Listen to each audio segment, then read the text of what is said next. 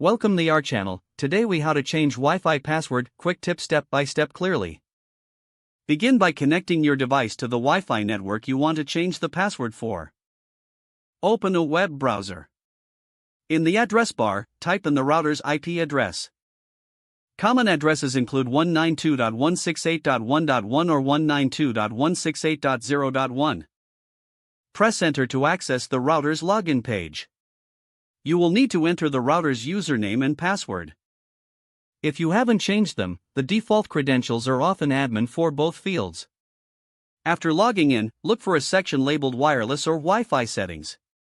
Click on that section to access your network settings. Find the field labeled Wi-Fi password, passphrase, or security key. Delete the existing password and enter your new desired password. Make sure your new password is strong and includes a mix of letters, numbers, and symbols. Once you've entered the new password, look for a Save or Apply button. Click on it to save your changes. After the update, reconnect your devices using the new Wi-Fi password. Test the connection to ensure everything is working properly. If the page does not load, refresh the browser or try again in a private or incognito window. Make sure you are using the correct email address, then retype it carefully to avoid small typos.